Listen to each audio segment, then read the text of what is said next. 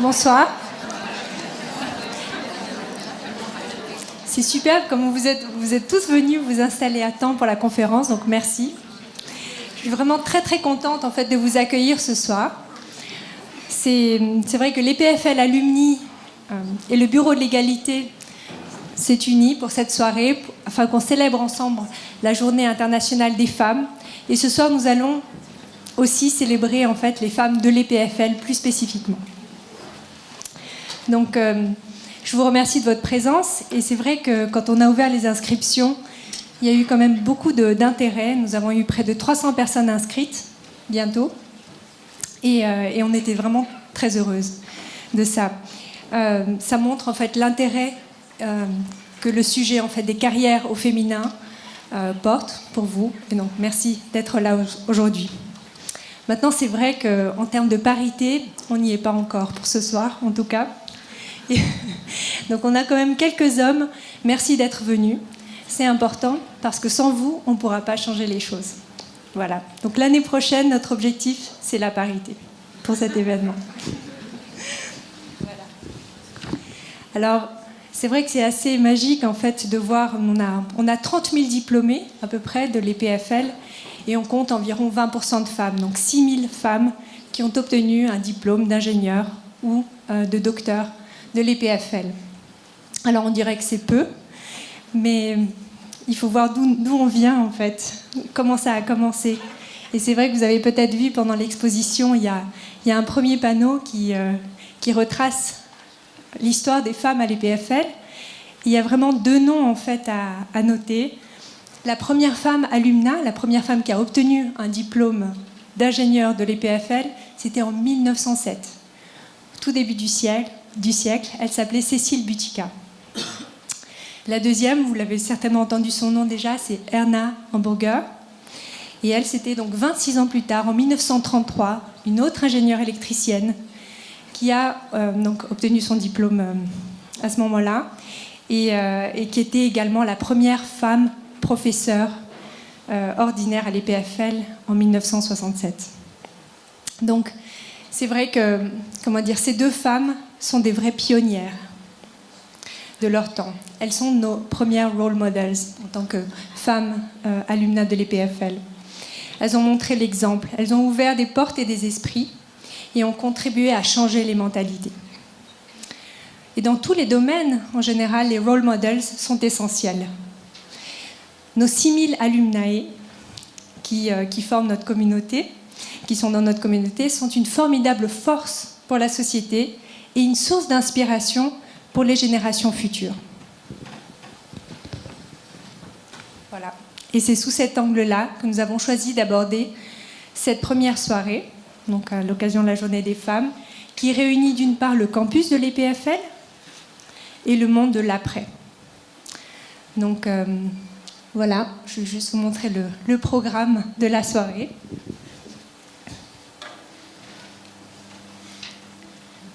Donc d'une part, nous aurons une vue en fait de la vision et de la politique de l'école en matière d'égalité par notre vice-président à l'éducation.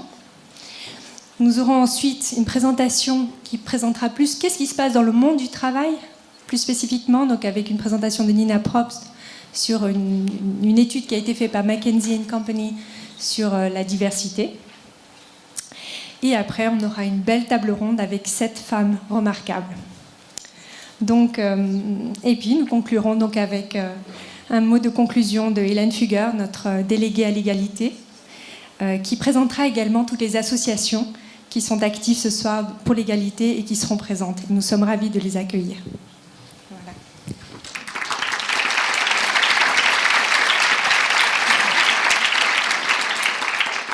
Donc, juste avant de passer la parole à Pierre, j'aimerais juste dire deux points.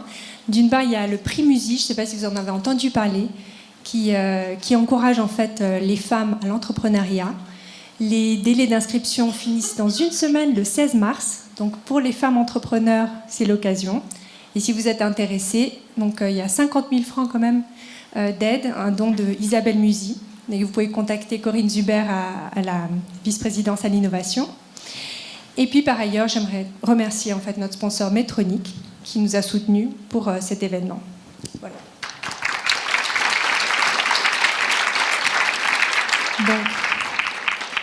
Donc j'aimerais appeler Pierre van de Janst, notre vice-président à l'éducation, qui est docteur en physique, voilà, je ne voyais pas, docteur en physique de l'Université catholique de Louvain et directeur du laboratoire de traitement des signaux. Merci Pierre. Est-ce que je peux avoir le petit pointeur? Ok. Parfait. Alors tout d'abord, je voudrais remercier EPFL Alumni et le Bureau de l'égalité d'avoir organisé cet événement. C'est une superbe idée. On a un jour bien particulier. Puis je voudrais vous remercier toutes et tous d'être venus. Comme Léla a dit, le positif en moi est très content de voir énormément de femmes aujourd'hui. Le pessimiste en moi, il aimerait voir un peu plus d'hommes, parce qu'il faudrait qu'ils se sentent concernés si on veut pouvoir faire avancer ce genre de débat. Et puis aujourd'hui, on m'a demandé de parler sur l'EPFL et l'égalité des chances. Vous remarquez qu'il n'y a pas de ponctuation dans le titre, mais on aurait pu essayer d'imaginer la ponctuation. Je ne sais pas si je dois dire l'EPFL et l'égalité des chances, point d'interrogation, ou l'EPFL vers l'égalité des chances, point d'exclamation, ou vers l'égalité des chances à l'EPFL, je ne sais pas. Mais en tout cas, je vais vous donner quelques éléments. J'espère que ceux-ci vont pouvoir vous éclairer.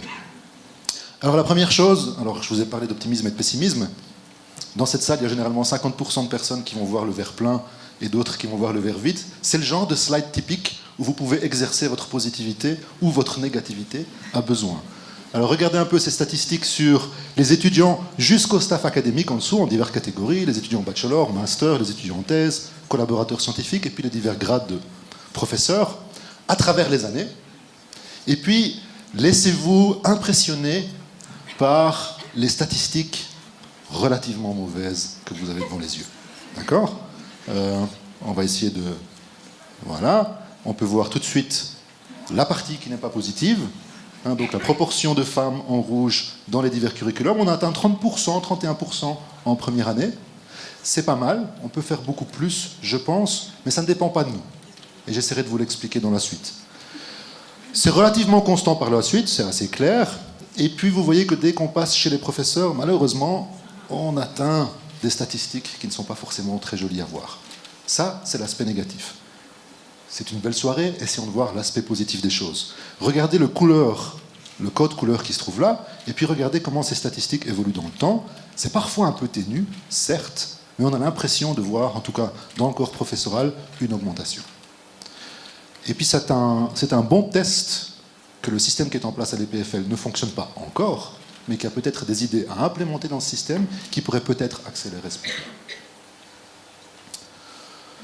Distribution des genres dans les études, ça c'est toujours une question qui est très intéressante parce que, en tant que vice-président pour l'éducation, on n'arrête pas de me dire « mais vous savez, mon bon monsieur, il y a des disciplines qui plaisent aux filles et des disciplines qui ne plaisent pas aux filles, et généralement ça me fait saigner les oreilles. » Alors, on ne peut pas nier les statistiques. Par exemple, vous voyez ici deux qui sont assez flagrantes. Si vous regardez en engineering, vous verrez que malheureusement la proportion des jeunes filles n'est pas très élevée, même si elle augmente. Par contre, si vous regardez dans une autre discipline comme les sciences de la vie, vous avez toutes les raisons de vous réjouir. Ou peut-être pas en tout cas dans la queue de la distribution. Mais là je parlais des étudiantes. Oui, je dois essayer de contraindre ma positivité. Regardons la première moitié de la statistique et réjouissons-nous, et puis ensuite nous déplorerons la deuxième partie. Donc dans la première partie, c'est intéressant, on voit qu'il y a la parité en fait en sciences de la vie, et puis si on vous pose la question, beaucoup de gens diront oui, mais en fait c'est le genre d'études qui plaît aux filles parce qu'elles sont moins techniques que les études d'ingénieurs. Et puis j'enseigne en sciences de la vie.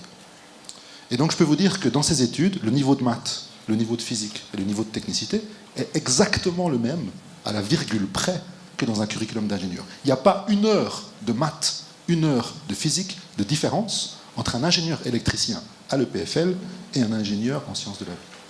D'accord ? Et les jeunes filles réussissent aussi bien dans ces disciplines, s'y intéressent autant qu'à toutes les autres. Donc ce n'est pas la technicité qui attire probablement les filles ici, ça doit être quelque chose d'autre, quelque chose qu'on pourrait peut-être transplanter là, à condition qu'on se donne la peine d'y réfléchir. Alors, pour avoir l'égalité des chances à l'EPFL, il faut quand même avouer, la meilleure façon, ce serait qu'il y ait un message fort qui vienne du management. Le message le plus fort qui eût pu venir du management, c'est que parmi les 6 vice-présidents de l'EPFL, il y ait 3 femmes. Malheureusement, il y a une seule femme parmi les vice-présidents de l'EPFL, donc ce message-là n'est pas encore tout à fait parfait. Par contre, le président de l'EPFL s'est exprimé en termes on ne peut plus clairs, en disant que ce dossier serait une priorité de sa présidence et que durant celle-ci, les choses allaient bouger. Alors pour faire bouger les choses sur un thème aussi complexe, le président ne peut pas s'y prendre tout seul. Et ça ne fonctionnera que si un maximum de bonne volonté peuvent être mises en action.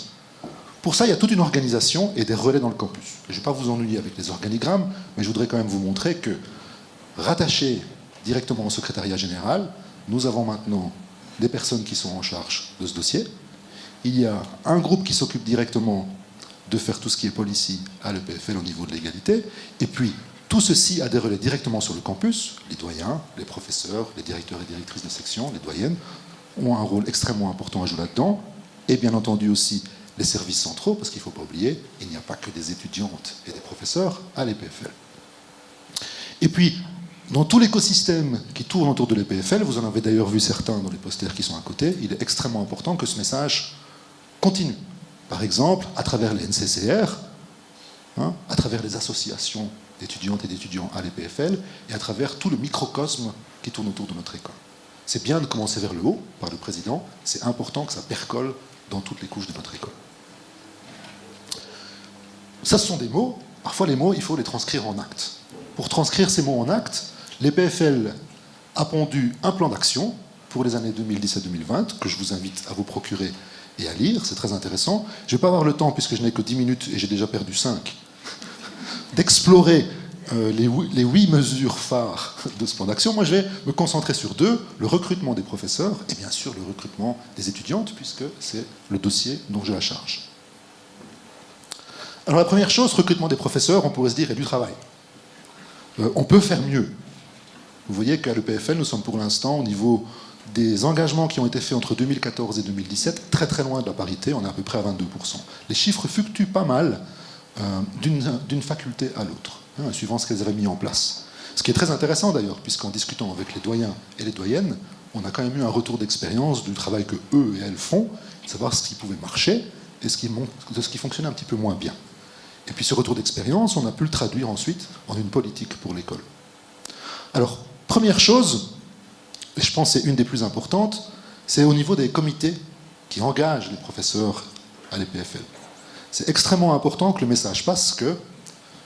laissez-moi formuler ça d'une façon différente.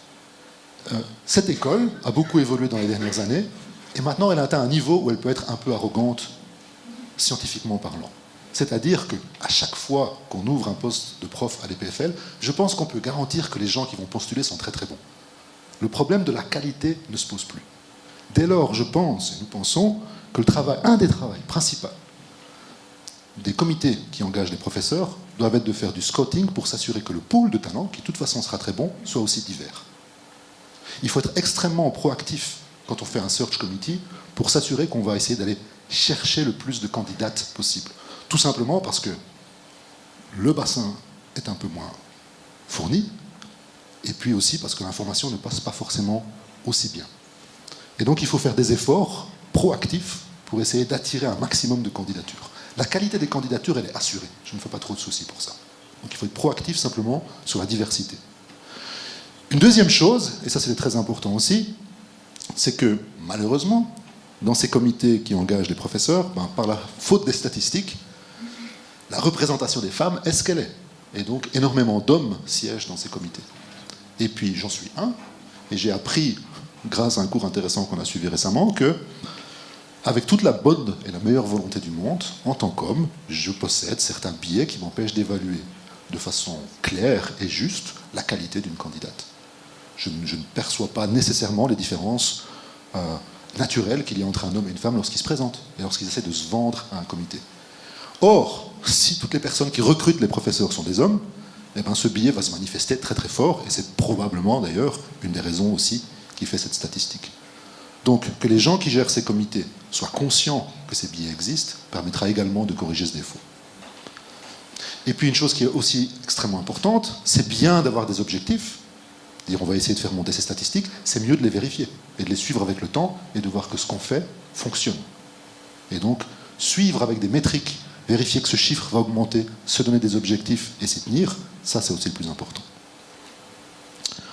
Sur les biais implicites, je vous disais que j'ai eu l'occasion de suivre un cours fantastique, c'est celui-ci qui a été donné par la professeure Marianne Schmidt-Mast de l'UNIL, et maintenant, tout le management de l'EPFL et tous les présidents de comités d'engagement doivent y passer. On y apprend un tas de trucs très intéressants, je n'ai pas le temps de vous faire tout le cours, mais j'ai trouvé vraiment intéressant. Marianne nous a montré cette photo que je trouvais assez frappante et très amusante, c'est un dièse académique typique à une université suisse.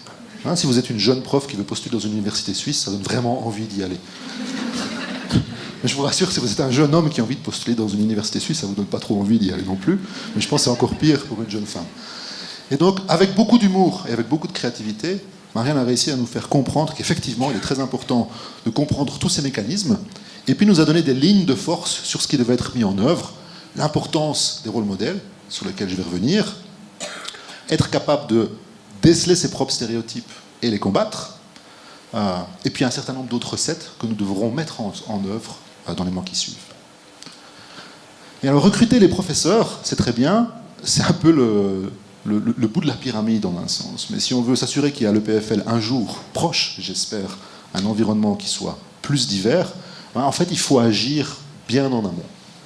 Alors, si vous voulez essayer d'attirer des étudiantes à l'EPFL, il faut se rendre compte que nous, à l'EPFL, on se trouve ici au moment du choix final. Et puis, en fait, il y a toute une chaîne de décisions qui mène à ce choix final. Et la meilleure façon pour nous d'essayer d'agir sur ces statistiques à la fin, c'est peut-être de remonter au début de la chaîne et d'essayer d'être partenaire, apparent, à travers toutes ces étapes, pour pouvoir peut-être, alors peut-être pas influencer les décisions, mais en tout cas jouer notre rôle dans cette prise de décision. Alors dès le départ, il faut être prêt sur le terrain pour montrer effectivement que la science et la technologie offrent des carrières très intéressantes ou des perspectives très intéressantes également aux jeunes filles, assez tôt, quand elles sont déjà à l'école.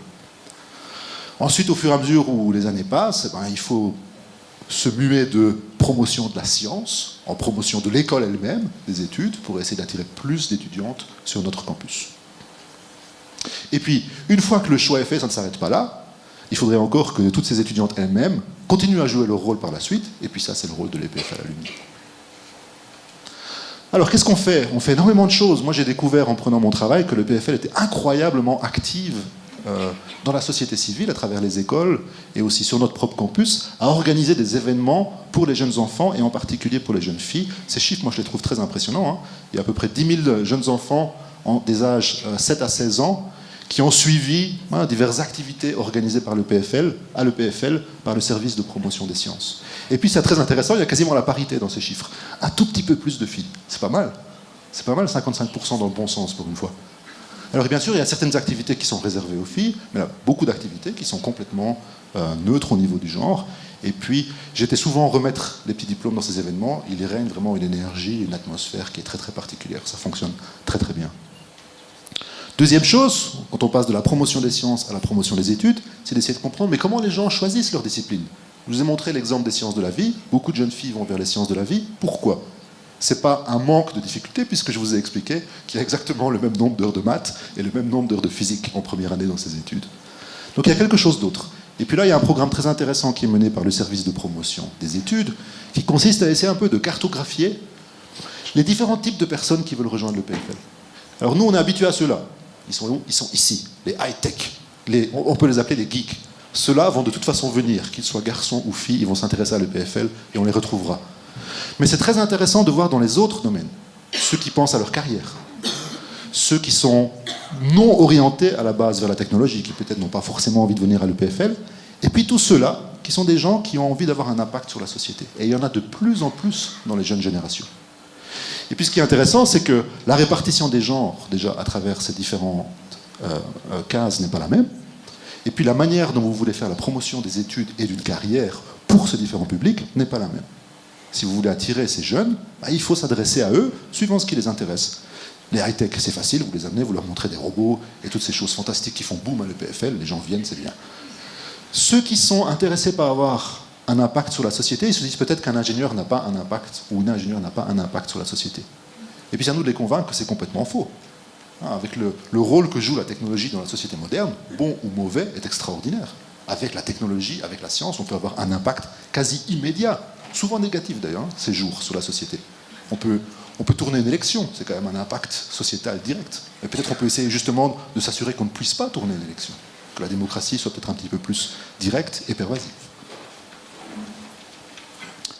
Et puis, je vous ai dit l'importance des role models. Ça, c'est bien sûr montrer qu'on n'est peut-être pas encore un environnement parfait, mais on a en tout cas l'espoir de le devenir. Et puis montrer toutes les personnes, toutes les jeunes filles qui sont passées par le PFL, les faire témoigner, qu'elles puissent s'exprimer et dire ce qu'elles ont trouvé à l'EPFL, ce qui leur a plu, et puis que ce message puisse passer aux autres. J'aime beaucoup en particulier cette campagne d'affiches où on utilise les mots qui souvent représentent une université, créativité, excellence, et puis on se rend compte qu'en fait ils sont tous féminins, ce qui est quand même assez intéressant. Voilà, et bien d'autres choses qu'il faut faire. C'est clair qu'il va falloir que nous, on collabore de plus en plus avec les écoles pour pouvoir avoir ce dialogue. C'est une volonté qu'on a et on met en œuvre énormément de choses pour y arriver. Voilà, je vais peut-être m'arrêter à ce niveau. Parce que je suis déjà en retard, il y a beaucoup de choses, que je pourrais dire.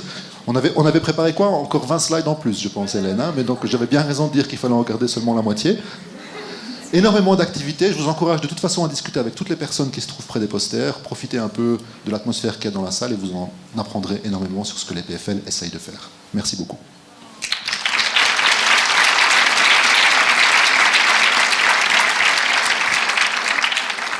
Merci beaucoup Pierre pour cette intervention. Donc on ne mettra pas un point d'interrogation à la fin. Voilà. Maintenant j'aimerais appeler en fait Nina Probst pour venir voilà, merci, de McKinsey Company. Elle est partenaire. Donc diplômée en droit de l'Université de Genève, Nina a démarré sa carrière comme avocate et a ensuite rejoint le monde du conseil en 2010 suite à son MBA à l'INSEAD. Voilà, Nina. Merci. Donc Leïla m'a donné un cours de biologie en disant donc tu ne peux pas tenir et le micro et le clicker et tes notes. Donc j'ai abandonné les notes, on va voir si ça se passe bien ou pas bien. Donc oui, donc je suis ce qui s'appelle partenaire chez McKinsey. Donc pour ceux qui ne connaissent pas, McKinsey est une boîte de conseil, et donc conseil en stratégie. On est dans le monde entier, mais on est surtout basé à Genève et à Zurich en Suisse. Et donc j'ai fait un changement de carrière après avoir fait droit. J'ai 2 petits-enfants, donc ils ont 2 ans et 4 ans, donc ma vie est assez mouvementée et sportive à courir après mes enfants, et je travaille 80%. Donc j'ai passé à un modèle de part-time après avoir eu mon premier enfant.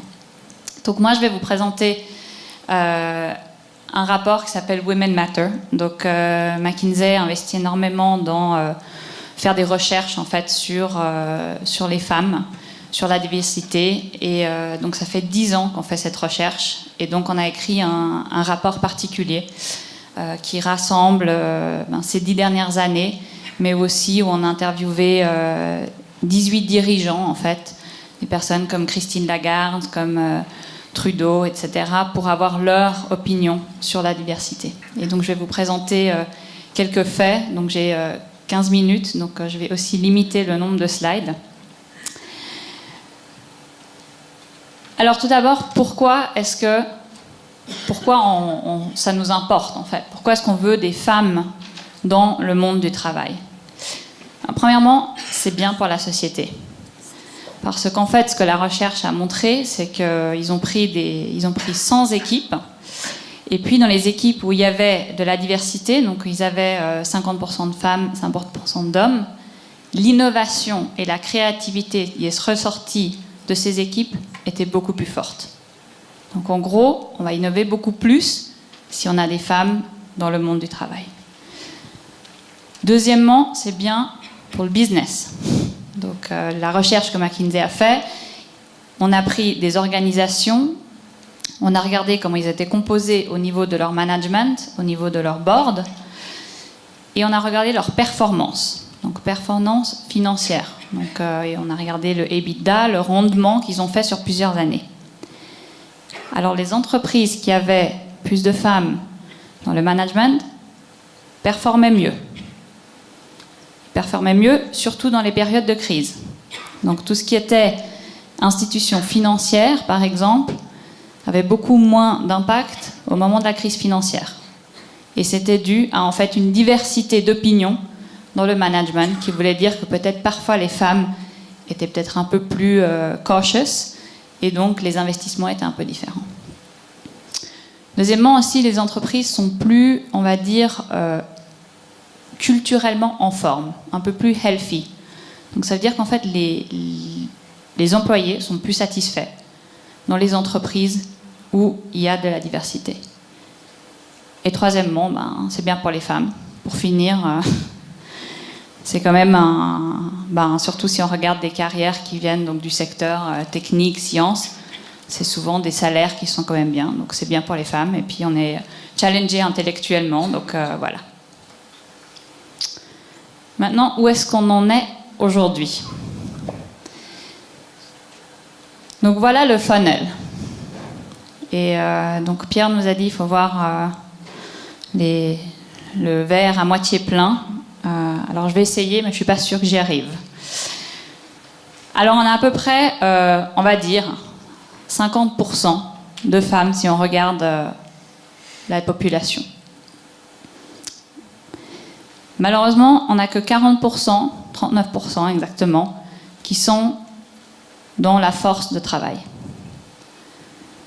Alors, on a déjà perdu 655 millions de femmes en moins. On n'a que 25% qui sont dans des positions de manager. Donc on a été de 40% à 25%. Et maintenant, si on regarde au niveau CEO, on est à 5%. Donc il y a une perte énorme en fait au niveau des femmes le plus en monte. Dans les pays G20, on est à peu près à 17% au niveau des boards en général. Maintenant, il y a eu de l'amélioration. Donc là est le verre à moitié plein, c'est que surtout avec pas mal de pays qui ont mis en place des quotas, on voit que, par exemple la France, ils ont 39% de femmes dans les boards. Donc ils ont un pourcentage énorme qui est monté, si on regarde depuis 2007 jusqu'à 2017, ils ont plus 30. Donc il y a eu un impact assez fort. Maintenant, vous allez me dire, et où est la Suisse? Alors la Suisse, elle n'est pas là-dessus parce qu'elle est en dessous. Donc la Suisse, on est à peu près... Donc si vous lisez aujourd'hui aussi, il y a le ranking de l'Economist qui est aussi sorti, qui sort toujours pour la journée de la femme. Donc la Suisse, on est à peu près à 21%. Donc on n'est pas très fort. Au niveau du ranking de l'Economist, on est numéro 26 cette année. Donc franchement, il n'y a pas de quoi être fier. Les premiers, c'est Suède, Norvège, la France est numéro 5. Donc clairement, dans les pays OECD, on s'en sort assez mal. Maintenant, si on regarde dans le domaine qui vous intéresse plus, donc ces chiffres, juste pour vous dire, c'est aux États-Unis. Si on regarde au niveau déjà de rien que des teenagers, il y a déjà une grosse perte au niveau des femmes. Donc on va dire c'est ce qu'ils appellent le K12, donc c'est avant le collège. On va de 50% à 22%. Dès qu'on passe à l'éducation, donc collège, 18%. Et dès qu'on rentre dans le monde du travail, on arrive à 15 et à 11% au niveau management. Donc on voit que dans les côtés techniques, il y a une perte qui est juste énorme. Et la raison est, et donc ils ont regardé, ils ont dit, qu'est-ce qui fait ça? Et donc ils ont regardé l'intérêt, en fait, en ce qu'ils appellent le computing. Donc à l'âge de 6 à 12 ans, en fait, c'est assez similaire. Donc on en parlait un petit peu avant avec les femmes qui seront dans le panel. Pourtant, il y a déjà un bias. On voit, donc moi, j'ai un petit garçon qui a 4 ans et ma fille a 2 ans. C'est assez clair que dans les magasins, ma fille, c'est du rose et des poupées quand elle reçoit des cadeaux, et puis mon fils, c'est des Legos et des voitures et des choses comme ça. Mais bon, apparemment, au niveau de l'intérêt, 6 à 12 ans, assez similaire. on va dire à 60-70%. Alors ce qui se passe, c'est que quand ils arrivent vers l'âge de 13 à 17 ans, qui est malheureusement exactement quand on commence à choisir sa carrière et la route qu'on va prendre au niveau des écoles, ah ben alors là, les garçons, ça monte. Donc aussi le côté société, geek, social media, tout ce qu'on voit à la télévision, ben là, ça devient beaucoup plus intéressant de faire de la technologie. Donc les garçons, ils montent à 74%, les filles, elles baissent à 30%. Et là, c'est fini. Donc après, ben c'est clair qu'après, au collège, ben de moins en moins, et puis les graduates, il y a 3% d'intérêt. Donc on les perd entre l'âge de 13 à 17 ans. Maintenant, on a regardé les filles, l'âge de 14-17 ans. Alors, qu'est-ce qu'elles sont intéressées à faire? Alors, elles sont très intéressées par les sciences sociales, par tout ce qui est communication, la médecine. Et puis, ben, là, vous voyez... Ah, je ne suis pas aussi fort. Clairement, je ne suis pas technique, je n'ai pas fait le PFL. Donc, alors, les ingénieurs et les maths, 24% d'intérêt. Donc, on voit très bien, c'est là où on n'arrive pas à les attraper. Maintenant, quand on a regardé...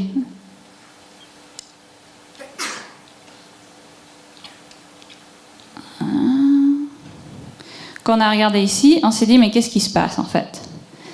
Et ce qu'on a vu, c'est que au niveau des teenagers, c'était beaucoup dû au social, aux médias. C'était beaucoup dû à la famille, au rôle modèle. Donc des enfants qui, ils voyaient peut-être pas les mamans qui faisaient ce genre de travail. Il y avait aussi le fait qu'il y a des stéréotypes au niveau des jeux, au niveau de ce qu'on leur donne. Quand on est passé et qu'on a regardé dans les universités, en fait, alors là, c'était différent. En fait, là, l'impact venait qu'il y a beaucoup de moins de femmes professeurs, ce qui le rend plus difficile pour les étudiantes filles. On s'est rendu compte que les curriculums avaient un bias. Donc, souvent, les exercices, les examens, tout ça sont écrits par des hommes.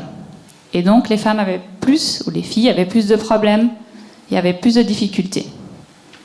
Et troisièmement, il y avait un côté stéréotype de se sentir seule. Voilà. Moi, je me souviens, mes amies qui étaient à l'EPFZ, elles disaient, quand tu es 4 filles dans le cours, tu te fais pas non plus beaucoup d'amis.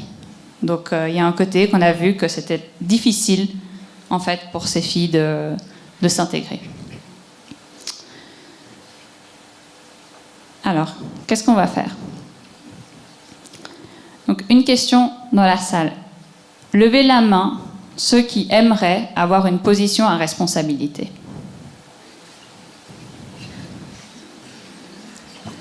Gardez la main levée si vous pensez que vous allez réussir. J'adore. Il y a de l'ambition. C'est ça qui est magnifique. C'est que quand on a regardé, l'ambition, elle est exactement pareille.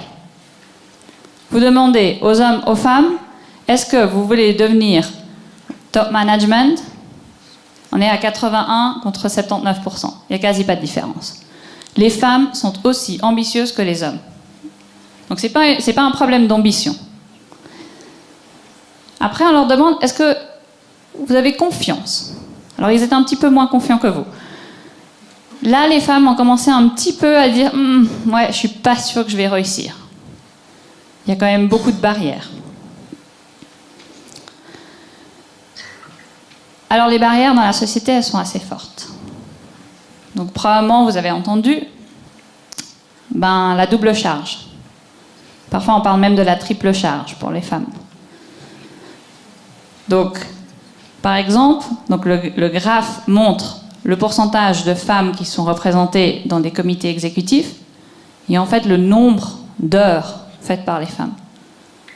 Et donc ils regardaient, et dans certains pays, je crois que c'était par exemple la France, une femme, elle travaillait 40 heures de ce qu'on appelle du travail non rémunéré de maison.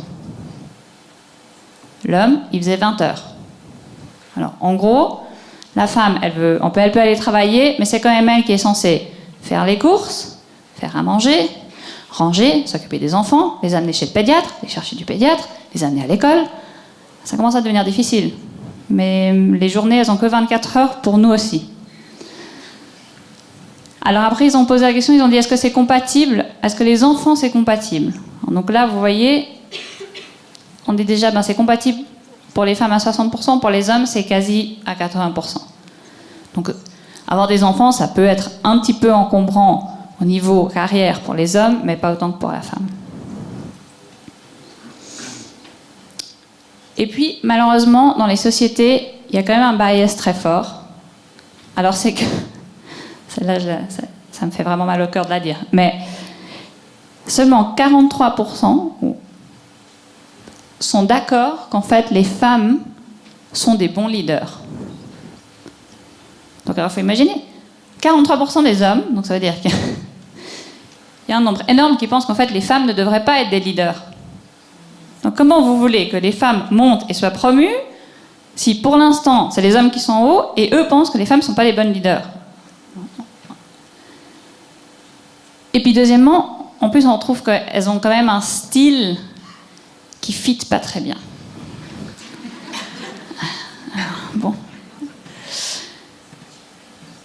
Alors, apparemment, on ne sait pas trop comment participer dans les meetings, on ne sait pas trop bien comment challenger. Quand on parle un peu fort, on devient hystérique. Alors,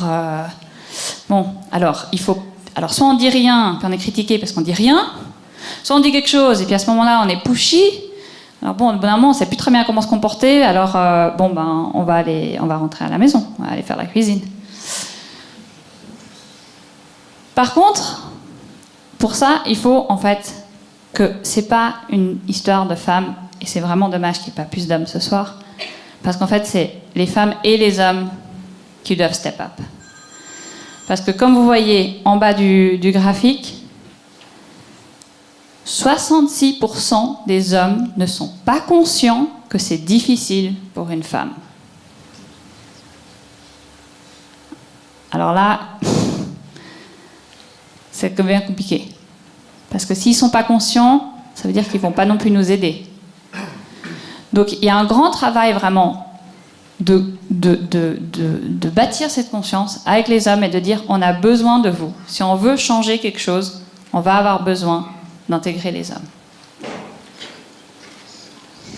Alors je vais donner quelques idées pour vous. 1, il faut être visible. Et donc c'est assez intéressant. Donc moi j'ai été élue associée, donc ça veut dire que maintenant j'ai des shares de McKinsey, donc c'est un grand pas en avant. Et donc c'est un processus assez long, assez difficile. Et puis alors une chose qu'on m'a dit au bout d'un moment, c'est ouais, mais t'es pas assez visible au niveau de ce qu'on appelle notre knowledge practice. J'ai dit ouais, mais moi j'ai 2 enfants, j'ai 80%. Moi, ce qui est important, c'est que je fais du bon boulot, du bon travail, c'est ça. Moi, je travaille pour mes clients, je fais du bon travail. J'ai pas besoin de me profiler. J'ai pas besoin d'aller à tous ces événements et de montrer ce que je fais. Je fais du bon travail, ça doit être reconnu. On m'a dit non, ça c'est pas comme ça que ça marche. Parce que tu vas avoir un comité qui va regarder ton cas et puis tu as intérêt que les gens ils te connaissent. Alors je suis désolée de le dire, c'est quelque chose qu'on n'aime pas faire, mais il faut être visible. Il faut que les gens nous voient. Deuxièmement, il faut un petit peu se mettre debout et puis il faut demander ce qu'on veut. Il ne faut pas accepter c'est pas possible, ça se fait pas. Je suis la première partenaire qui a été élue en Suisse sur un programme de part-time. Ils n'avaient jamais fait. C'était vu comme, si tu es part-time, c'est que tu n'es pas committed. Ça change. Mais j'ai dû me battre. Donc, il faut demander les choses. Si vous ne demandez pas les choses, ils ne vous l'amènent pas sur un plateau.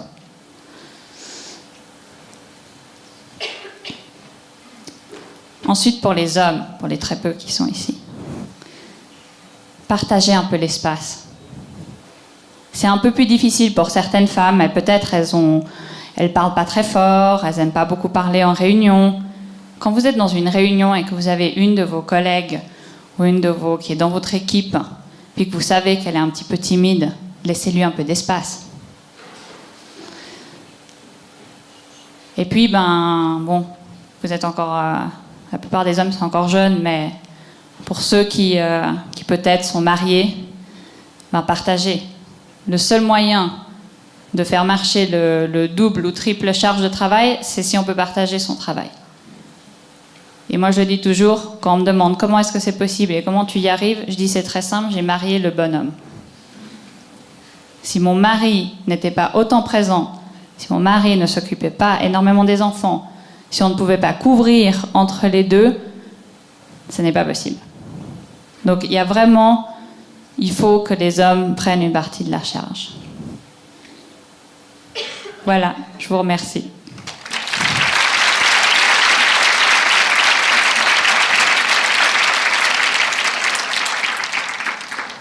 Parfait. Merci beaucoup, Nina. Je pense que ça nous donne de bons éléments pour alimenter la table ronde. Donc, on va passer maintenant. Donc, nous avons l'honneur d'accueillir ce soir Mireille Zaki, qui est la rédactrice en chef de Bilan, une journaliste renommée et auteure de nombreuses publications. Mireille est également un role model dans son domaine et a accepté notre invitation de modérer cette table ronde. Mireille, je vous invite. Merci.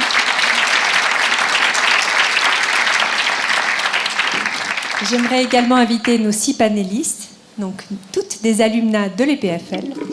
Et donc le but, c'est vraiment de nous montrer qu'est-ce qui se passe après l'EPFL, quel choix fait-on. Donc on a essayé de prendre en fait un panel de femmes avec des carrières diverses.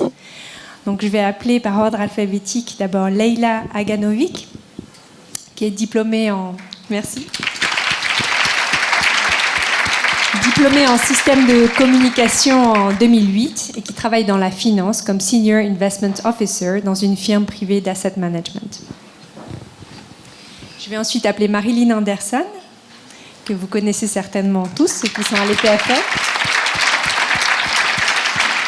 C'est une double alumna qui a fait diplômée de physique en 1998, qui a ensuite fait son PhD en architecture en 2004, qui est professeure en technologie durable de la construction et doyenne de la faculté de l'ENAC. Je vais appeler ensuite Assia Garbinato,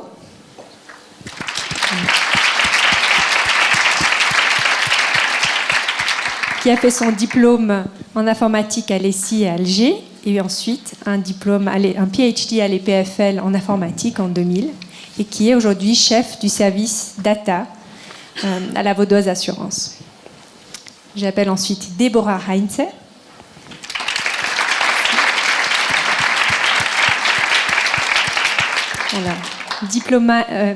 Deborah est diplômée de sciences de la vie en 2012 et c'est notre entrepreneuse sur le panel. Donc elle est cofondatrice et CEO de la start-up Lunaphore, qui est spécialisée dans les nouvelles technologies pour lutter contre le cancer. Je vais ensuite appeler Michel Régnier.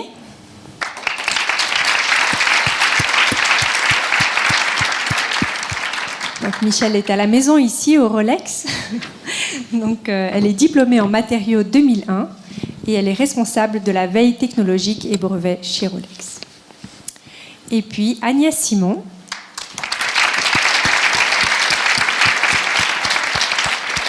qui a fait son bachelor à l'EPFL en mécanique en 93, qui est ensuite partie à l'ETH et qui a fini avec un diplôme en Manufacturing Engineering, qui s'est ensuite orientée chez Medtronic et qui est là-bas Senior Business Director.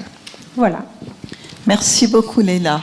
Alors, d'abord, j'aimerais vraiment saluer la qualité de cet événement parce qu'aujourd'hui, comme vous le savez, le 8 mars, il y a eu énormément de manifestations en tout genre et celle de l'EPFL est d'une qualité exceptionnelle avec ce qu'on a vu, les présentations de Madame Probst et Monsieur Van der Geist. Maintenant, on a ce privilège de pouvoir discuter avec des femmes dirigeantes et de talents, avec des compétences féminines rares que vous avez réussi à réunir ici. C'est formidable. Comme ça, vous pourrez un petit peu expliquer à la salle. Effectivement, beaucoup de femmes et de jeunes femmes sont présentes et je pense que ce qui est le plus intéressant, c'est de savoir finalement comment vous y êtes arrivés, quels obstacles vous avez réussi à surmonter.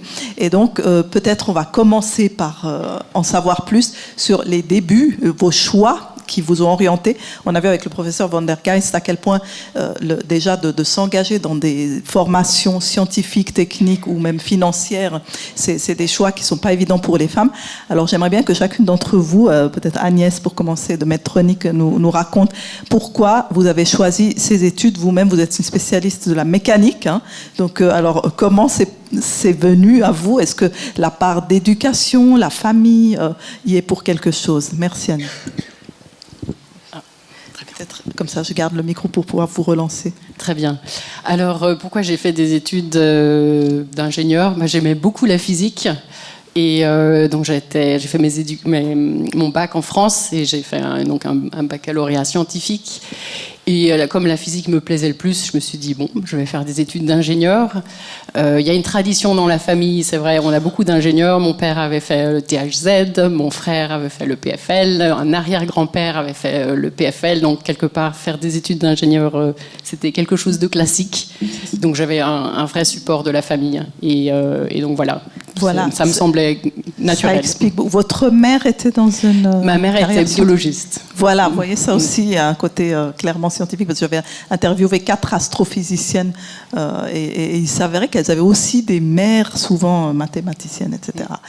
Michel, dites-nous, chez Rolex, un petit peu, puisque vous êtes vous êtes aussi ingénieur en recherche et développement. Alors, expliquez-nous comment vous êtes orienté vers cette carrière de l'EPFL. Alors moi, c'était cuit d'avance parce que dans le graphique qu'a montré Nina tout à l'heure, enfin non, c'était le professeur qui l'a montré tout à l'heure, j'étais dans les geeks, tout à gauche. Ah, voilà. Donc beaucoup plus de Lego que de poupées et puis une propension à faire plutôt des choses de garçons que des choses de filles. Avec des parents qui encourageaient ça ou... Avec des parents qui m'ont toujours dit « pourquoi pas ?»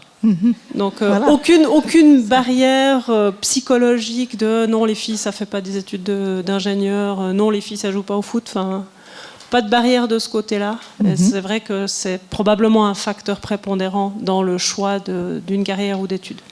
Et pendant les études, est-ce que le fait justement qu'il y ait peut-être des classes à forte composante de garçons vous a un petit peu perturbé ou pas du tout ? Alors, j'ai fait 3 ans d'école entre 11 et 14 ans dans une école de filles. Ah, voilà. Donc, j'ai été vaccinée. C'est nettement plus confortable de partager son quotidien avec une majorité masculine. Donc, tout à fait à l'aise, alors. Voilà, beaucoup plus, en tout cas. Oui, extra.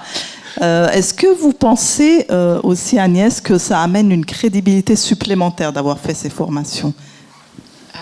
Tout à fait. Ça m'arrive donc de rencontrer des gens à travers mon travail que je ne connais pas du tout et en se présentant, dire qu'on a fait des études d'ingénieur, on voit un nouvel éclat dans le regard. Donc je pense que c'est un atout.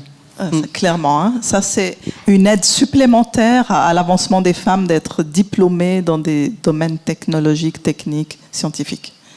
Vous pensez ? Oui, probablement, mais... D'autres diplômes, comme un diplôme de médecine ou un diplôme peut-être dans les sciences sociales, a tout autant de valeur. D'accord. Ça impressionne peut-être un peu moins, parce que c'est peut-être plus courant qu'un diplôme d'ingénieur. C'est ça. Mais j'espère que d'ici quelques années, ça ne sera plus le cas. Tout à fait. Alors maintenant, on va passer à Déborah. Déborah Heinze, vous avez fait vos armes à la division Health, Science and Technology à Harvard MIT. C'est impressionnant. Alors ça, c'était juste une année là-bas, mais j'ai étudié aussi à l'EPFL, effectivement. Après à l'EPFL, voilà, avant d'aller cofonder, rejoindre la start-up. Alors là, expliquez-nous ce choix. Comment je suis arrivée là? Pour ma part, c'était vraiment... Quand j'étais petite, j'aimais 2 choses, c'était les maths et le sport. Je faisais des concours de maths, donc je pense que c'était dès le plus jeune âge, dans la partie 6 à 12 ans, je crois, du début, où j'ai commencé à partir déjà un peu dans cette direction scientifique. Mon père a fait physique à l'EPFL, donc je pense qu'il y a une certaine influence. Ma mère aurait sûrement aimé que je fasse un côté un peu plus littéraire, mais bon. Et vous avez des bons résultats en maths En maths, oui, et je pense qu'effectivement ça influence beaucoup. Mes notes de français n'étaient peut-être pas autant élevées que celles en maths. Ouais. Voilà, donc après j'ai continué en maths physique au gymnase et puis naturellement la voie EPFL se profilait. Tout à fait. Et puis, voilà. Très bien. Alors, on a Asia qui est une informaticienne, software engineer. Alors ça aussi, on a entendu par exemple la polémique récente chez Google où un software engineer disait mais les femmes software engineer finalement c'est moins naturel parce qu'elles aiment moins ce genre de formation, de métier, de carrière. Là, qu'est-ce que vous témoignez face à ça? Je pense que c'est pas du tout vrai parce que moi j'ai toujours été attirée par l'informatique parce que pour moi c'était des maths ludiques. Ouais. Pour moi, c'était des maths amusantes parce qu'on fabriquait des choses, il y a beaucoup de raisonnement. Donc, je pense que c'est pas du tout vrai. Et peut-être pour répondre à la question pourquoi ce choix-là, oui. Moi, c'est parti d'un complexe parce que j'avais une très mauvaise mémoire. Donc, je savais que les sciences, la médecine, c'était pas pour moi. J'arriverais pas à retenir des noms, des dates, etc. Et j'avais besoin de créer... quand j'arrivais à comprendre comment les choses fonctionnaient, je les mémorisais mieux. Donc, très jeune, j'ai compris que pour moi, c'était plutôt ingénieur. C'était une évidence. Donc, voilà. Il n'y avait aucun... Vous étiez attirée par la logique J'étais attirée par la logique, par les maths. C'est quelque chose qui me plaisait énormément. Puis je me disais, je vais suivre cette voie. Ça, c'est aussi, on voit la part de passion aussi et d'intérêt vraiment authentique chez vous toutes. C'était pas forcé, c'était pas des carrières volontaristes, mais il y avait un véritable intérêt. Alors, on va parler avec maintenant Marilyn Anderson. Donc, vous avez été présentée professeure en technologie durable de la construction à l'EPFL. Vous dirigez un laboratoire. Alors, expliquez-nous vous aussi vos choix dès le début. Vous aimez l'architecture, manifestement, c'est votre premier intérêt. Oui, quoique j'ai étudié la physique, mais justement, c'était effectivement une hésitation à l'époque. J'aimais deux choses aussi, le dessin et les maths. Et donc, l'architecture semblait être le plus naturel, mais le métier d'architecte m'intéressait peut-être moins. J'ai fait les portes ouvertes, comme peut-être certaines d'entre vous. À l'EPFL, on a dû faire un petit projet, et je trouvais déjà désagréable qu'on ne soit pas jugé objectivement, mais subjectivement. Ah voilà, vous le perceviez? Oui, mais il était nul mon projet, mais mais malgré tout, je voyais bien que j'allais être confronté à cette subjectivité dans le futur, et donc j'ai choisi la physique. Et à la fin de la physique, je suis revenu un peu à mon amour du dessin en voulant me lancer dans la bande dessinée éducative sur les sciences, donc d'utiliser la métaphore pour éduquer sur les sciences en bande dessinée. Et puis et finalement c'est pas ça que j'ai fait un doctorat plutôt, et puis la vie a eu d'autres opportunités à saisir, et voilà. Ça aussi, vous êtes nombreux à avoir des doctorats, des PhD, donc vraiment une capacité à faire des études longues. Mais tout ce que disait par exemple Nina Probst ou Monsieur van der Geinst par rapport à cette solitude d'être dans un domaine scientifique, ça vous a pas du tout, par exemple, dérangé? C'était un état de fait, c'est-à-dire même, j'étais en scientifique à l'école et on était 5 ou 2 filles. Et ça puis vous a ensuite, pas découragé? Découragé. Il n'y a pas le choix. Quand on n'a pas le choix, on n'est pas découragé, non? Et si l'autre était sympa, tant mieux. Mais donc, non, mais c'est vrai qu'on peut être relativement plus ou moins à l'aise avec les garçons ou pas. J'étais très très très timide en fait adolescente, donc voilà, il y avait tout un tas de problématiques dont on ne va pas parler ce soir. Mais bref. Mais donc, voilà, la vie a fait qu'on grandit dans un rôle, et puis et donc déranger, c'est peut-être pas ça le mot, mais c'est vrai que quand on est dans les couloirs, on ne croise que des garçons en tant qu'étudiante, et ça frappe. Finalement, on s'habitue, et quand d'autres nous font la remarque, on se dit, mais je ne m'en rends même plus compte. D'accord. Oui. Alors, c'est vrai que les astrophysiciennes, là j'y reviens, que j'ai interrogé, parlaient aussi de surtout l'ETH à Zurich, qui est un environnement particulièrement dur. Il y a aussi les relations avec les profs, qui sont tous masculins. Ça, c'est aussi quelque chose où peut-être vous auriez préféré que ça soit plus diversifié, des profs femmes, des profs hommes, plus de profs femmes dans ces écoles polytechniques, ou ça n'a pas été un sujet pour vous? C'est plutôt que maintenant que je suis prof, je vois l'effet que ça fait d'être une prof femme. En tant qu'étudiante, non, je ne me suis jamais demandé si je voudrais avoir plus de profs femmes.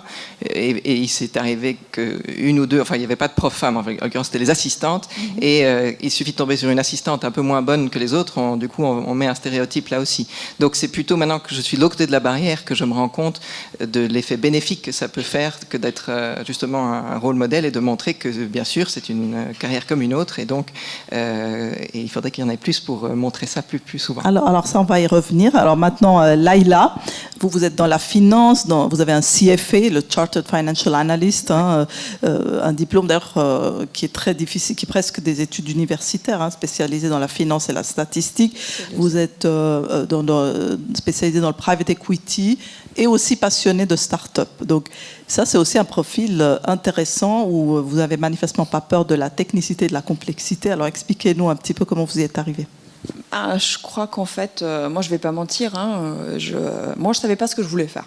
Donc moi j'adorais les langues, j'adorais la technologie, j'aimais beaucoup les Lego et je voulais me laisser des portes ouvertes. Donc le fait de prendre un petit peu la technologie, ça me permettait un petit peu de voir le monde.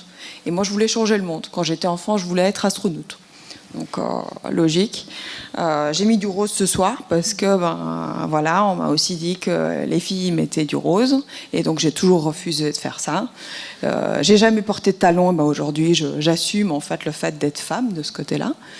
Et si vous voulez, le fait de passer aussi en finance m'a permis de mettre un petit peu en parallèle ce côté technologique et aussi ce côté macroéconomique pour comprendre le monde. Donc aujourd'hui, j'ai essayé de m'ouvrir en fait à ce monde et de l'aborder avec mes connaissances technologiques qui, je pense, en fait, nous aident aussi et ouvrent des portes qui parfois sont un peu vues comme masculines, stigmatisées, mais elles sont beaucoup plus accessibles quand vous montrez un petit peu cet aspect plus masculin. Et aussi, en fait, je pense que j'essaie toujours de m'ouvrir à ce monde en alliant la finance avec ce côté macroéconomique et le côté technologique de l'innovation et dans les startups aujourd'hui où le PFL, à mon avis, a énormément de cartes à jouer. Donc vous avez cumulé des spécialisations, vous avez usé d'une stratégie où vous mettez plusieurs cordes à votre arc finalement. Oui, et surtout il y a une chose qui a été très très bien à l'EPFL, c'est qu'on nous a donné la possibilité avec le parallèle qui avait été fait à l'MTE d'aborder aussi un petit peu ce côté économique et simplement de s'intéresser à des choses qui sont différentes.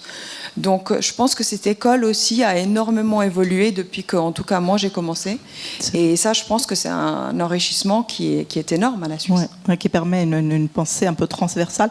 Justement, en regardant vos parcours, on constate que vous avez tous aussi une personnalité où il y a beaucoup de leadership, il y a beaucoup de côté entrepreneurial. Et j'aimerais que vous m'en parliez un petit peu. Est-ce qu'il y a une façon différente finalement pour les femmes d'occuper des postes techniques ou scientifiques, qui est finalement c'est des vies entrepreneuriales en général, où vous prenez des initiatives, vous dirigez des laboratoires, vous fondez de nouvelles unités dans les entreprises où vous travaillez. C'est aussi votre cas, Agnès, chez Medtronic. Alors, est-ce que c'est une manière différente d'occuper ce type de poste dirigeant et scientifique ? Je ne sais pas.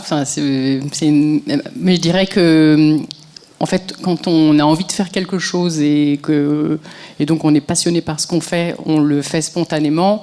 Et je ne pense pas qu'on réfléchisse si on est différent finalement d'un profil masculin ou d'un profil féminin. On a juste une envie et on se donne les moyens de le faire.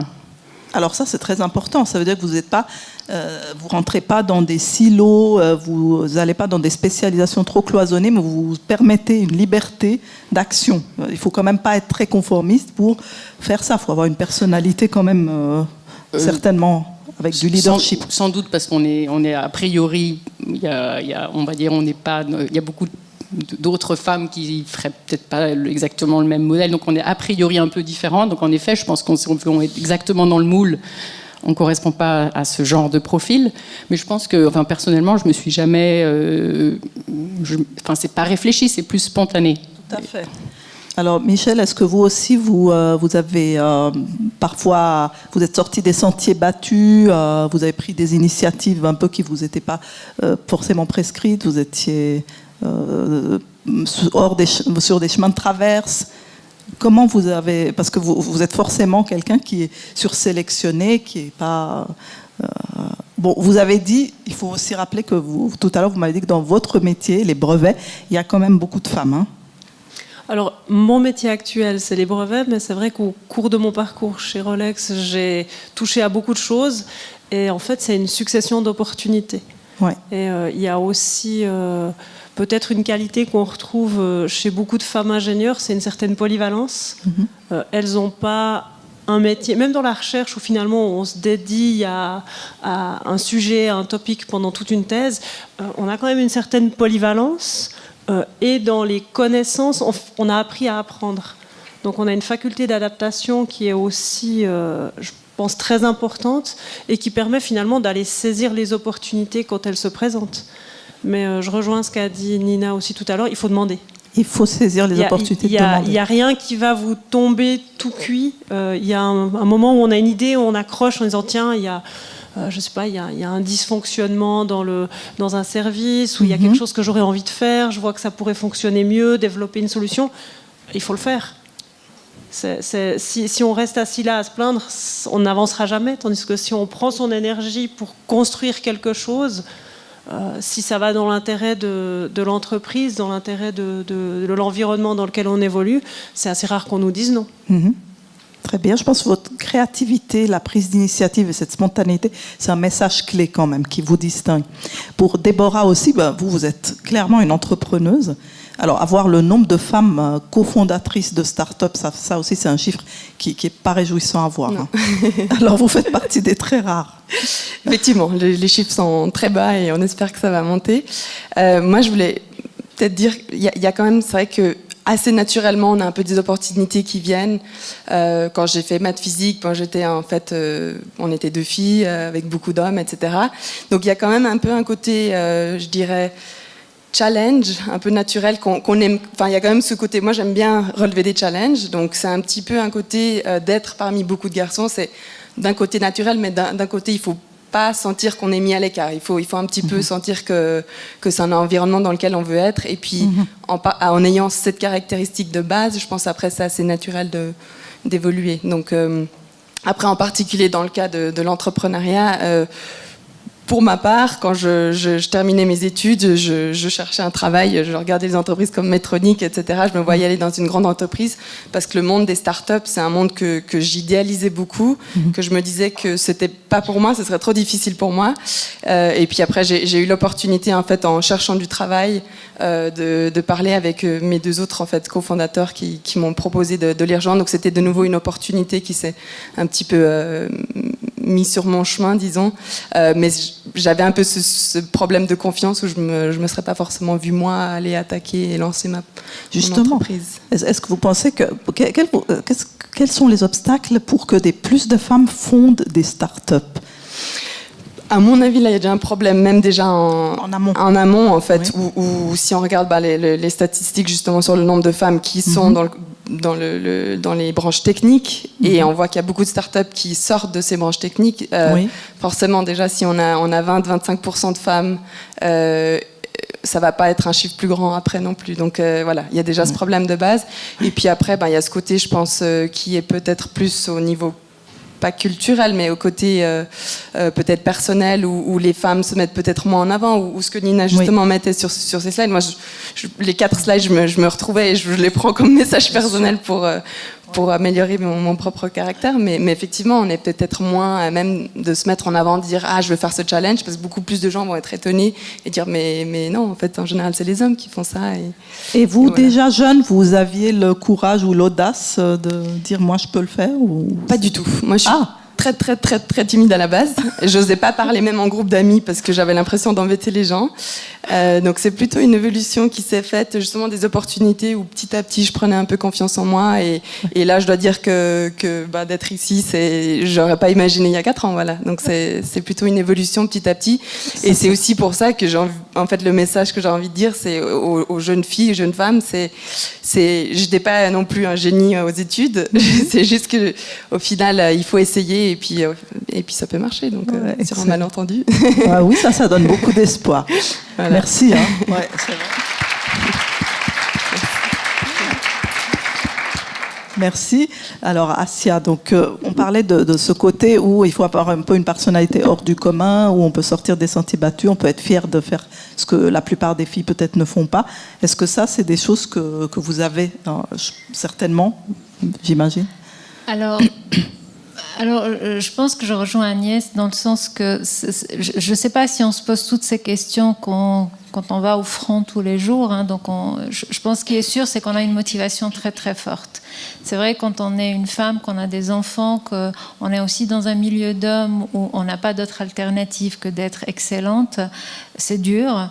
Et c'est vrai qu'on n'a pas toujours le loisir de se poser beaucoup de questions, mais c'est vrai que je pense qu'inconsciemment, on est mu par une motivation et puis un défi aussi, hein, de dire, moi, je vais pas leur prouver que je suis incapable, je vais tenir le coup. Donc c'est vrai que il n'y a pas une réflexion intellectuelle très très construite. Mais on le fait parce que, oui, je pense que, il y a un côté battant. Je pense, voilà, c'est clairement, ça. Hein. Clairement. Ouais. Par contre, ce que je trouvais intéressant dans la question que vous aviez posée par rapport au leadership. Oui. Alors, moi, j'en avais pas conscience avant, mais j'en ai de plus en plus conscience. Et je pense que la présentation qu'il nous a faite et puis la version exhaustive que j'ai parcourue confirme un sentiment très fort que j'ai, c'est que je pense que le leadership est différent chez une femme que chez un homme. Oui. Alors, je vais me garder de faire dans les grandes généralités qui valent rien, mais je pense qu'en tant que femme, par exemple, le fait d'avoir de l'empathie, par exemple, pendant longtemps, j'ai pensé que c'était un handicap. Alors que si vous faites des cours de management aujourd'hui, notamment le management bienveillant, vous allez comprendre que l'empathie est une arme, pas une arme, mais un élément extrêmement important pour désamorcer des situations conflictuelles. Oui. Donc, si vous n'êtes pas capable d'être empathique avec votre interlocuteur, vous allez rentrer dans une escalade de tension. Et moi, pendant longtemps, je vivais très très mal mon empathie parce que ça faisait chochotte. Ah oui, je veux dire, j'étais pas assez masculine. Alors qu'aujourd'hui, je gère des situations de conflit que beaucoup d'hommes n'arriveraient pas à gérer parce que j'arrive à activer cette carte d'empathie.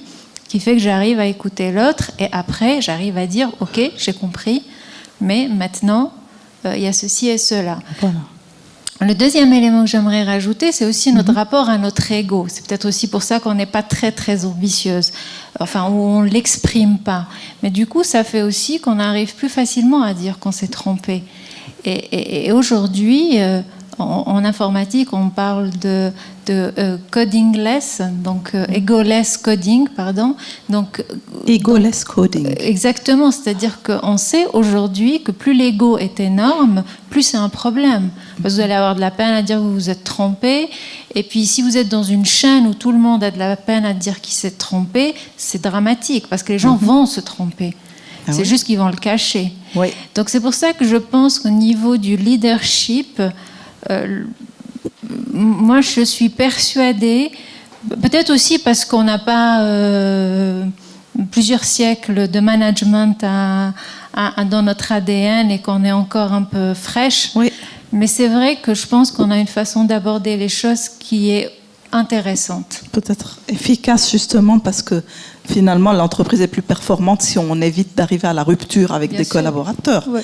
Et donc, on a encore, nous, des choses à prouver. Donc, on essaye d'être soigneux et de faire bien les choses.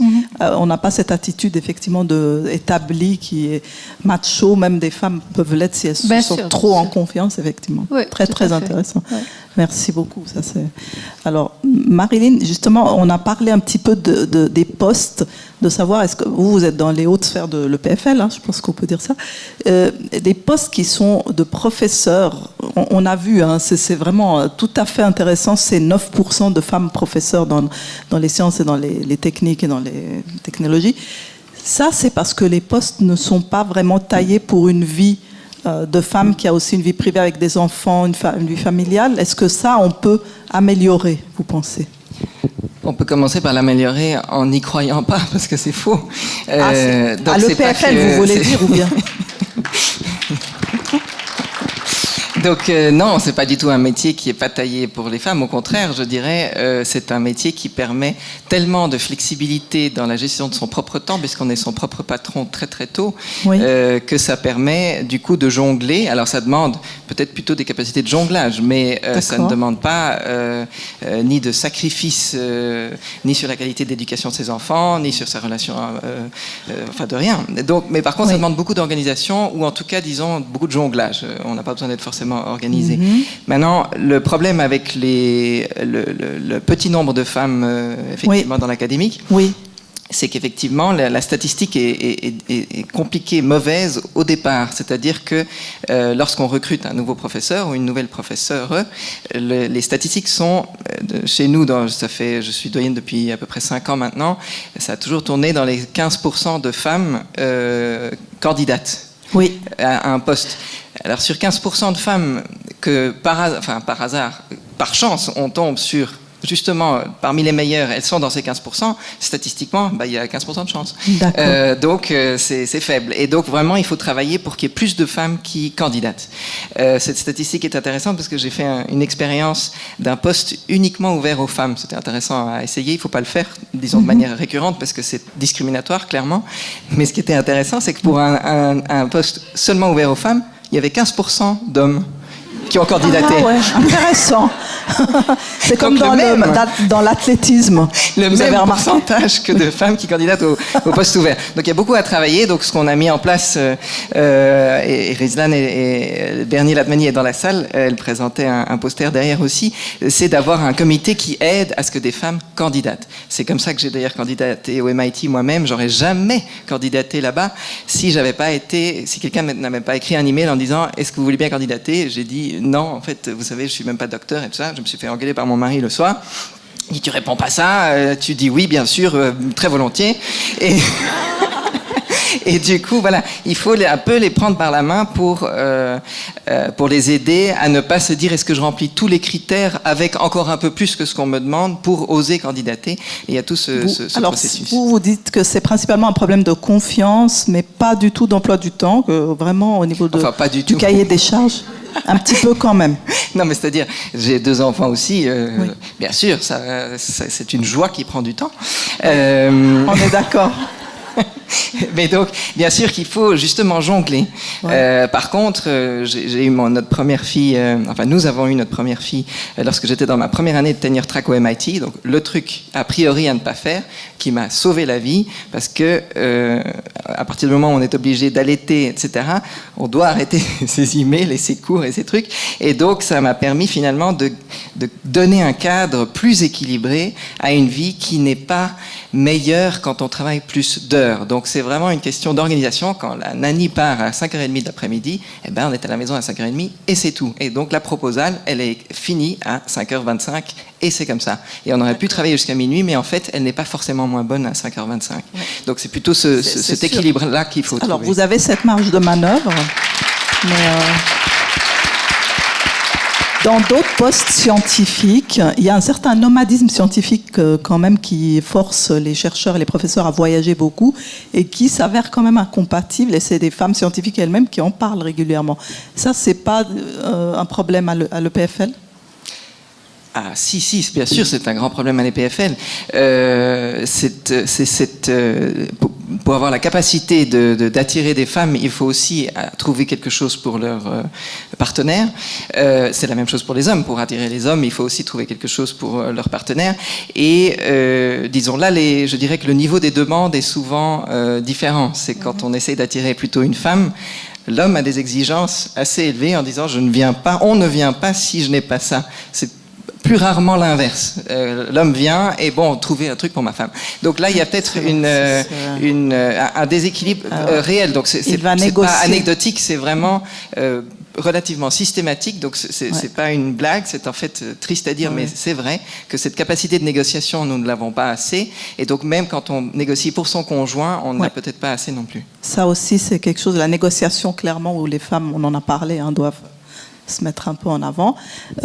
Alors, Laïla, dans la finance, dans le private equity, c'est aussi un domaine où il y a beaucoup d'argent. Alors, c'est pas forcément vous-même qui êtes à la tête d'un fonds qui gère plusieurs milliards, mais il y a énormément d'argent dans ce domaine. Et c'est très, très masculinisé. Est-ce que vous diriez que les postes sont taillés vraiment pour des vies masculines, des emplois du temps plus masculins, ou est-ce que vous pensez que pour vous, on peut concilier vie privée et vie professionnelle quand on est une femme, quand on est quand même, on veut être première répondante pour ses enfants, la première répondante, ou est-ce que là il y a des choses à faire évoluer?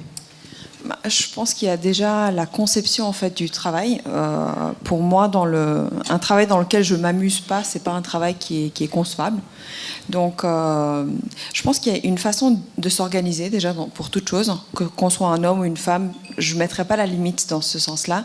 Je pense que on a beaucoup de choses à apporter à cet univers qui est beaucoup plus masculin dans cette diversité-là. Et la première chose, c'est celle que vous avez dite avant, l'ego. Moi, je vois beaucoup d'ego du côté de la finance, et c'est là qu'est notre force. Parce que jouer en équipe, travailler beaucoup plus sur le fait de promouvoir aussi les gens qui sont dans votre équipe, je le vois aussi que ça attire en fait d'autres hommes qui ont envie de travailler beaucoup plus avec moi. Et c'est pas des gens qui sont mauvais, au contraire. Je pense que on est aussi beaucoup plus parfois à l'écoute, et on essaie de promouvoir les autres en même temps. Typiquement, quand je fais une présentation, la première chose que je mets en avant, c'est le nom de tous les gens qui ont contribué, et je les cite à chaque fois dans le rapport, et j'essaie vraiment de pousser tout le monde vers l'avant. Je pense que c'est que comme ça qu'on peut faire bouger les choses. Et cette attitude de leadership, finalement, elle est ni homme ni femme. C'est le bon leadership. C'est bien. Encore une fois, c'est vraiment le côté de s'amuser. J'ai pas toutes les réponses. Je sais que ce que je peux apporter, c'est juste un angle, en fait. Et j'estime qu'une équipe, c'est un espèce de kaléidoscope. Donc, la couleur que je vais apporter, elle va être complètement différente et complémentaire à celle des autres. Et je pense que c'est surtout ça, en fait, qui même moi, me fait bouger. Et il y a un truc qui est génial en finance, c'est que, typiquement, dans ma team, j'ai 2 Allemands. J'ai un bon Allemand de l'Est, j'ai un bon Allemand de l'Ouest, j'ai un Italien, j'ai des Français. Et c'est ça qui est génial. C'est que cette diversité, elle est culturelle aussi. Elle est géniale. Oui, la diversité en général. Alors, j'aurais aimé qu'on continue encore longtemps, mais il faut que la salle aussi puisse vous poser des questions. Ça, c'est très important. Alors, est-ce qu'on peut commencer à prendre des questions, s'il vous plaît? Parce que c'est vrai qu'il y a eu... le temps est très, très vite passé. C'est déjà l'heure des mots de conclusion, mais on va prendre quelques minutes, si vous nous permettez. Alors, une question là-haut. Est-ce que vous pouvez amener un micro? Merci. Vous voulez vous présenter peut-être, mademoiselle? Alors bonjour, moi je m'appelle Eve et je suis en master de sciences du vivant. Donc j'avais une question pour Deborah Henze. J'ai pas mal d'amis qui sont aussi avec moi en master de sciences de la vie et qui me disent si je devais refaire le PFL, j'irais en maths ou j'irais en informatique. Donc c'était une question pour vous. Est-ce que vous aussi, vous deviez refaire le PFL maintenant avec tout ce qu'on parle ce soir? Est-ce que vous referiez aussi sciences du vivant? Parce que vous avez dit que vous aimiez beaucoup les maths quand vous étiez petite. Donc je me demande si c'est un choix conscient, la SV, ou si c'est un choix.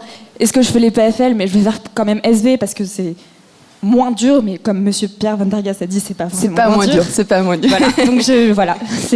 pour vous la question. Merci. Je me suis effectivement déjà posé la question. Alors, moi, j'aurais adoré faire à peu près tous les masters possibles et imaginables parce que j'adore apprendre, tout simplement. Maintenant, c'est vrai que les sciences de la vie, c'est un peu une question que je me suis posée parce qu'il y a cette période où je cherchais du travail. Et puis, c'est vrai qu'au début, on vient nous chercher, on nous dit tout le monde va venir vous chercher à la sortie des études, ce qui n'était pas le cas. Il y a eu un bon petit 6 mois de déprime en recherche de travail. Donc là, voilà, c'est une question que je me suis posée. Maintenant, je pense que sciences de la vie, c'est pas moins difficile que les autres, c'est juste plus multidisciplinaire. Donc on est moins expert dans un domaine en particulier. Et puis c'est vrai que, en particulier aussi mes amis qui ont fini en même temps que moi, sont tous en train de faire des doctorats parce qu'ils savent pas forcément où se positionner sur le marché. Donc effectivement, c'est une question qu'on se pose. Maintenant, je pense qu'on a cette capacité à comprendre énormément de choses, qui est un atout principalement si c'est par exemple, si on parle de manager un projet, moi je vais parler avec ceux de hardware, de software, de réglementaire ou dans différents domaines, et je vais être capable de tout comprendre. Donc c'est peut-être juste cette première étape de rentrer quelque part dans une entreprise, et je sais que beaucoup de gens, par exemple, vont chez Medtronic ou vont enfin, les gens commencent à comprendre ce que c'est sciences de la vie, parce qu'ils le connaissaient pas en fait. Quand on disait sciences de la vie, ils disaient c'est quoi, on a de toute façon pas besoin de vous. Et puis voilà. Donc c'est les gens commencent à comprendre ce que c'est, et puis je pense que c'est juste une question d'entrer quelque part, et après je pense que c'est une très bonne formation. Ouais. Très bien. Autre question, s'il vous plaît, ou remarque. Attendez. Ah oui, madame au premier rang.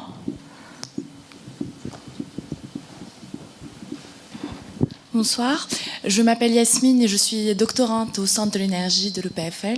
Et j'aimerais savoir si dans votre carrière, n'importe laquelle d'entre vous, vous n'avez pas estimé que justement en étant une femme, ça peut être un avantage.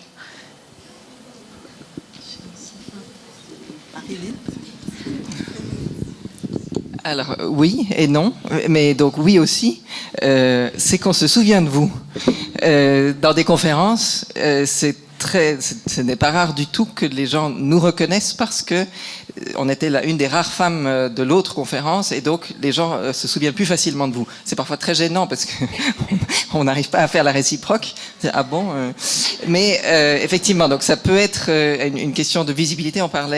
Nina parlait d'image et de visibilité. Ça aide puisque on est relativement minoritaire, mais du coup ça frappe un peu plus. Il y a d'autres éléments qui sont peut-être moins favorables, mais je dirais que ça, c'est en tout cas celui qui me vient en tête en premier. Il y a peut-être d'autres avis. Moi, je pense que c'est clairement un avantage. Je pense absolument pas qu'il faut vivre ça comme un complexe. Je pense qu'on apporte un autre prisme, une autre façon de voir, une autre sensibilité. Et non, moi, je pense que c'est... En tout cas, moi, je l'ai jamais vécu comme quelque chose dont je devais me cacher. Ou au contraire, j'oserais même dire le mot fierté. Moi, j'en suis fière. Hein. Je veux dire, quand j'arrive dans une séance et qu'il n'y a que des hommes, je me dis, voilà, cool. Tout à fait. Moi, je pense qu'on apporte de la diversité, et c'est un réel avantage. Et de plus en plus, les entreprises réalisent cet avantage. Donc, ça, c'est porteur. Je dirais même que dans le monde de l'entrepreneuriat, c'est presque une discrimination positive parce qu'il n'y a pas beaucoup de femmes, donc on va beaucoup plus vite appeler pour venir discuter sur des panels ou autres. Et puis, donc je vois plutôt le côté positif en fait, vraiment. Ouais. Très bien. Alors d'autres questions? Est-ce qu'il y a des hommes qui veulent intervenir? Alors, vous voyez quelqu'un qui lève la main? Oui. Madame, oui. Oui, bonjour. Moi, j'avais plus une question pour Madame Props et Monsieur qui est responsable de l'Equity. Je suis diplômée de l'EPFL en 2004 et de sciences de l'environnement. Et c'est vrai qu'à l'époque, j'étais allée voir, j'avais aussi un côté un peu plus artistique, et j'étais allée voir les conseillères d'orientation. Qui, si je l'avais écoutée, j'aurais jamais fait de métier technique parce qu'elle m'a dit « Ah, vous savez pas utiliser l'ordinateur, n'y allez pas, surtout pas ». Est-ce qu'il y a un travail qui se fait justement, parce qu'on voit que c'est dans cette tranche-là, où c'est là où on commence à choisir, qui se fait aussi au niveau de ces personnes qui, là, c'était une femme qui me disait de ne pas aller là. Est-ce qu'on a aussi un travail où on vise finalement ces personnes qui sont censées être conseillères d'orientation, mais conseillères objectifs, on va dire Madame Probst, peut-être, avait été interrogée. Oui, alors, en tout cas, ce que je sais, c'est que donc, nous, en tant que McKinsey, on a certains pays, parfois, qui nous prennent comme consultants pour justement, en fait, définir une stratégie. Donc, ou parfois, c'est des fondations. Donc, par exemple, aux États-Unis, on a certaines des slides venaient en fait de stratégies qu'ensuite on a développées pour dire comment est-ce qu'on va adresser à chaque niveau, que ce soit dans les écoles presque enfantines, si je puis dire, jusque aux orientations, etc. Et quelles sont les différentes actions qu'il faut prendre avant même que ça arrive dans les entreprises. Donc oui, maintenant, est-ce qu'en Suisse, c'est le cas? Je ne peux pas vous dire. Professeur? Alors, vous avez mis le doigt sur un des problèmes principaux. C'est effectivement un des gros enjeux. C'est une des raisons pour laquelle nous, on va beaucoup dans les écoles. Donc, au lieu d'organiser simplement des camps pour les jeunes sur le campus, on essaie vraiment d'aller dans les écoles pour être en partenariat avec eux, pour que toutes les personnes qui sont conseillers ou conseillères d'orientation aussi soient mieux renseignées pour le PFL, parce que typiquement, ce sont des personnes qui n'ont pas fait les études à la PFL. Donc, ils ont eux-mêmes une vue assez biaisée de la technologie. C'est pour les geeks. Il faut savoir utiliser un ordinateur. Votre sens artistique ne vous servira à rien, ce qui est du bullshit intégral d'ailleurs. Et donc nous, on a un gros challenge à ce niveau-là, mais on a, comme j'essaie de le montrer, une des choses principales qu'on essaie de faire, c'est justement de sortir des murs de l'école pour aller dans la société civile, montrer qui on est, montrer quelles sont les carrières. Alors il n'y a qu'à regarder les jeunes femmes qui sont assises là-bas, montrer les carrières incroyables et très diverses qu'on peut faire avec un diplôme PFL. Et puis ça permet de changer les choses. Merci. Peut-être une toute dernière, si Leïla me permet. Oui. Il y a un monsieur. Il y avait un monsieur. Alors, on va laisser le monsieur quand même intervenir. Oui, bonsoir. Bonsoir. Moi, d'habitude, je suis pas très timide. Je suis plutôt extraverti. Là, je me sens un peu timide. Donc, alors moi, j'ai pas fait l'Uni ni les PFL. Je suis architecte d'intérieur, mais déjà je remercie Olivia qui est à côté de moi, qui m'a permis d'être là ce soir, qui est une femme qui a monté une start-up d'enfer. Je suis vachement intimidé. Et du coup, non, je voulais juste dire bravo à toutes ces femmes qui sont là et qui se battent justement parce que moi, je vais vous dire, dans ma famille, toutes les femmes ont travaillé. Ça fait des générations et des générations que les femmes font des études et travaillent. Et j'en suis fier d'avoir justement toutes des femmes autour de moi, de ma famille, qui travaillent et qui ont fait des études. Je vois ma sœur qui a fait l'Uni et qui a fait les PFL aussi. Voilà, c'est tout. C'est une grande fierté. C'est fou, hein, je tremble en plus. Non, mais je voulais vous dire bravo à toutes ces femmes. Elles sont incroyables. En plus, beaucoup d'humour, beaucoup de professionnalisme. Bravo. Continuez comme ça et montrez aux mecs qui vous êtes. Merci infiniment pour cet adorable témoignage. Alors Léa, je propose qu'on clôt, et je vous remercie infiniment à toutes pour ce magnifique panel très très riche où qu'on aurait voulu poursuivre encore longtemps, mais je crois qu'on est déjà bien tard pour enchaîner avec l'allocution de conclusion d'Hélène Fueger, directrice du bureau de l'égalité des chances de l'EPFL. Je vous laisse la parole. Merci beaucoup à toutes les panélistes. Mille merci. Magnifique.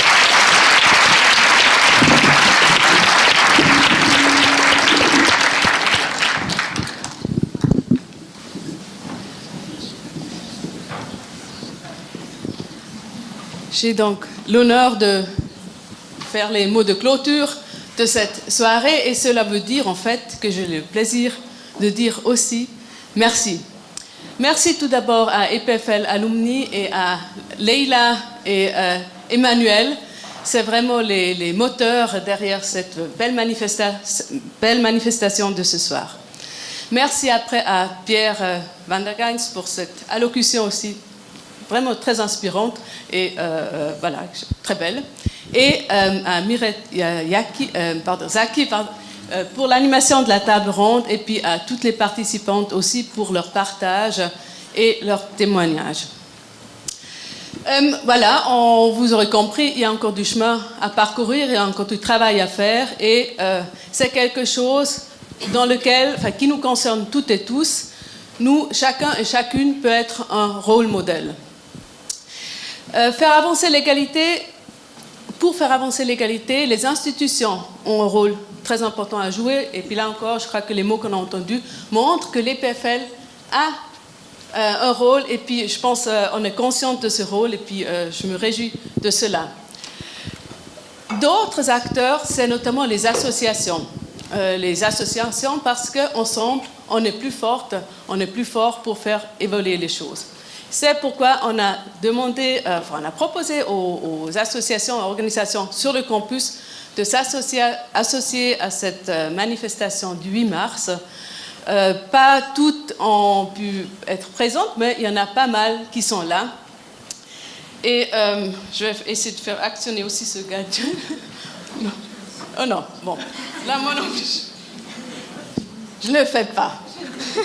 C'est où pour... Ah, il faut faire...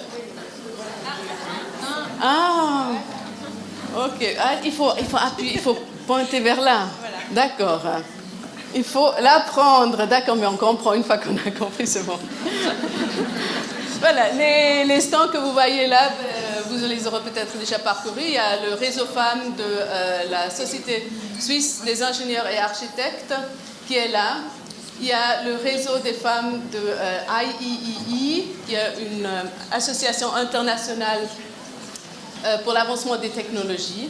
Il y a Girls in Tech, qui est une association qui a été créée, enfin, qui a maintenant un groupe aussi sur le campus depuis 1 an à peu près. L'Académie suisse des sciences techniques, SATB, c'est l'acronyme en allemand, qui font beaucoup de travail de promotion des sciences aussi pour les jeunes dans les écoles et qui ont donc aussi un rôle très important pour l'égalité des chances. Les FFUPEE, l'association des femmes en sciences de l'environnement. Voilà, je ne sais plus pourquoi. Voilà. Pour les PFL, il y a le service de promotion des sciences, de promotion des études, et puis le bureau de l'égalité aussi un peu distant. Le pôle national de recherche Marvel, il y a la manager Lydia Favre-Quattropani qui est là. Et puis si vous vous intéressez à ce que fait ce NCCR en termes de recherche, mais aussi de promotion de l'égalité, vous pourrez discuter avec elle. Il y a la fondation EPFL Biche, que vous connaissez toutes et tous, qui, en plus de allouer des Master Abroad Grants, décerne aussi chaque année le prix Erna Hamburger. Et puis, à leur stand, vous pouvez découvrir la lauréate 2018. Le ATH Women Professors Forum, c'est une association qui a été créée à l'ETH Zurich et qui, depuis 1 an environ, s'est étendue à tout le domaine des EPF et donc aussi à l'EPFL. Et puis, Rizlan Bernier-Lakmani, qui est vice-présidente du ATH Women Professors Forum, elle est là, vous pourrez discuter avec elle. Les EPFL, c'est créé sur l'initiative de quelques étudiantes et puis sont surtout aussi, sont d'abord organisées via Facebook et elles existent, je crois, depuis 2 ans environ et sont maintenant organisées en association. Et une chose qu'elles ont notamment permis aussi de créer, c'est Polyquity. Polyquity a été créé en décembre dernier, je crois. C'est donc une commission de AG Poly qui s'engage pour faire un travail de sensibilisation et d'information sur les différentes formes de discrimination parmi la population de l'EPFL. Et puis qui est donc là, en primeur en quelque sorte, à ce 8 mars. Je vous invite donc de parcourir encore les stands après. Et puis maintenant, il me reste de remercier encore une fois le sponsor de la soirée Medtronic, mais aussi Logitech, qui propose à toutes les speakers de la soirée justement un pointeur que vous allez donc encore voir dans les mois à venir sur le campus. Voilà, et puis maintenant, bonne soirée, et puis profitez de la